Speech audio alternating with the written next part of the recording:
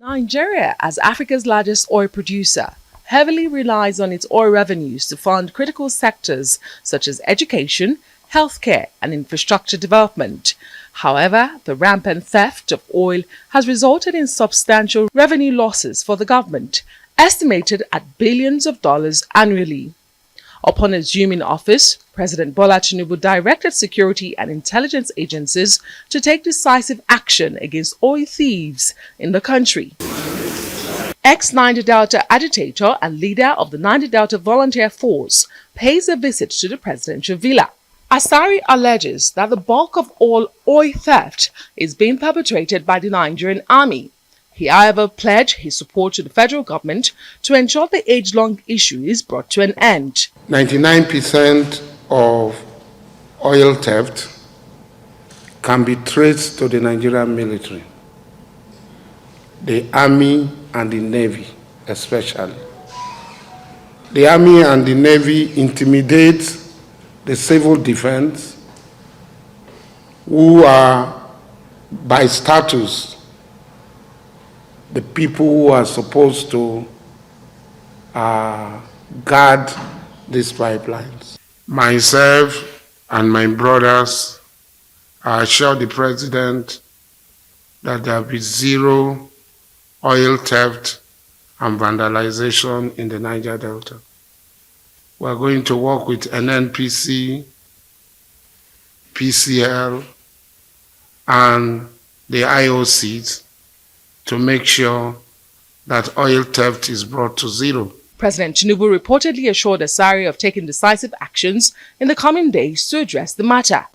The president is a strong president. He's a commander-in-chief of the armed forces. He's going to take decisive action to get these rotten eggs. It's not the old army and the navy. There are a few who have this entitlement mentality. A better persona, I get power persona, I get people where they up, where go to cover me. The president is going to remove them and make it possible for the people of this country to benefit. In addition to tackling oil theft, the discussion also touched on security issues such as terrorism, banditry, and militancy. He criticizes the narrative that the military is under-equipped to effectively combat these challenges, describing it as a form of blackmail. Asari calls for more robust efforts in addressing security threats. There's a full-scale war going on. And the blackmail of the Nigerian state by the Nigerian military is shameful. They said they do not have enough armament, and people listen to these false narratives. They are lying. They are liars. I repeat, they are liars, because I am a participant. I am a participant in this war. I fight on the side of the government of the Nigerian state, in Plateau, in Niger, in Anambra, in Imo, in Abia, and in Rivers State, and in Abuja. The methods employed by oil thieves have become increasingly sophisticated, and despite previous steps taken by the Nigerian government, including engaging local communities, the issue of oil theft remains an intractable and involving challenge. President Tinubu's consultation with various stakeholders, including Asari Dokubo, is part of ongoing efforts to address critical national issues comprehensively. Adesua Omoran, Arise News. Right. For more of this issue, we have in the studio the former president of the Ijaw Youth Council, Udengs Eradiri. Thank you for joining us on Newsnight. Yeah, good to have you. But let's, before we start off, I mean, we're still waiting, expecting a response or reactions from the Nigerian military to these statements or claims from Asari Dokubo. Right. Okay, you heard that report. You saw you saw the address by Asari Dokubo. Let's start this way. Who should be in the position to be giving the federal government and indeed Nigerians that assurance coming from Asari Dokubo that oil theft and vandalism in Nigeria will be brought to zero point. Who should be giving that assurance? Well, ordinarily it should be the Nigerian military, but you know what's happening in the country. Everybody is now left to fend for himself. People provide their own security, people provide their own amenities, people provide their own ways of life. So as it stands, everybody is struggling to survive. There's no more hope in the Nigerian military. What Alhaji Asari said yesterday, a bit today, it's not news. If sitting governor has said it in the past, the Ijaw Youth Council over the years have always talked about it. You hear allegations of people paying so much money to be posted to the Niger Delta, and then when you post them to the north, some of them go awo and things like that. So it's not news. This everybody knows. You go to the Niger Delta, an area in between Abia and River State, you will be shot at if you go and stop the military from doing what they are doing. Yes, Are you all these allegations are not new to anybody in the Niger Delta. You're saying the entire Nigerian military is culpable, is complicit? No, I can't say. I didn't say the entire. Or there are a no. few bad eggs. Well, but the question is, why has it really, remained an intractable problem? This oil theft. When you consider how much Nigeria loses, well, we're told, trillions, 2.3 trillion within 10 months before April of 2023. Why has this remained intractable? Is this factor right now that we're hearing that the Nigerian military is complicit? Well, no, there are economic issues. Because we even heard from Tom Polo My dear, that federal government knows those behind oil theft.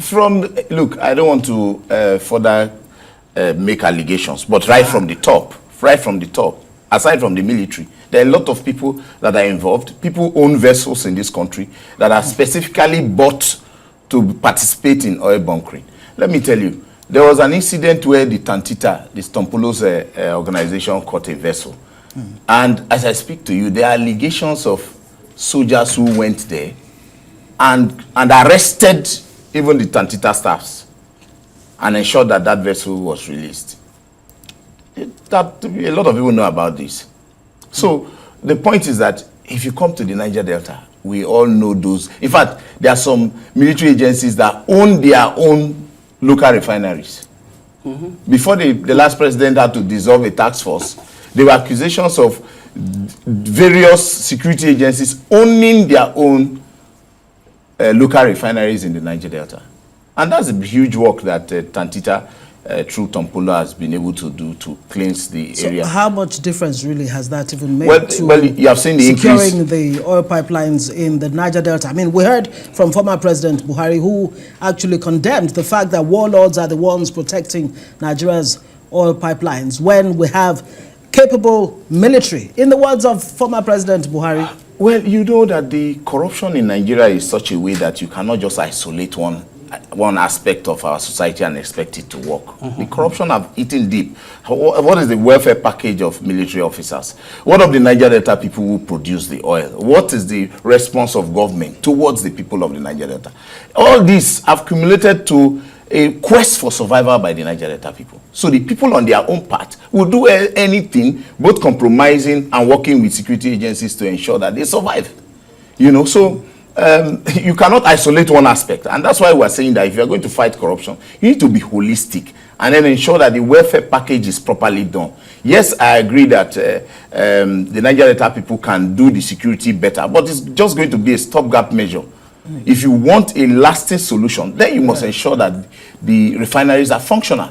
$1.5 billion was collected to revive Port Harcourt refinery. Nobody is talking about that. Once the products are not available, the Niger Delta people will look for alternative means to produce these products. At a time, government was even talking about putting the artisanal miners in the Niger Delta into cooperatives so that they can work with government to create an economy in that environment and then keep these young boys engaged. That committee worked to an extent before they abandoned it. Not forgetting that in the north, they are illegal miners are put together and working with government in some states in the north. So if you, in one country, have two different laws, then people will begin to take laws into their hands. For us to be able to solve this problem, government must ensure that the refineries are producing. Udengs, are you bothered, if you heard him clearly? Yeah.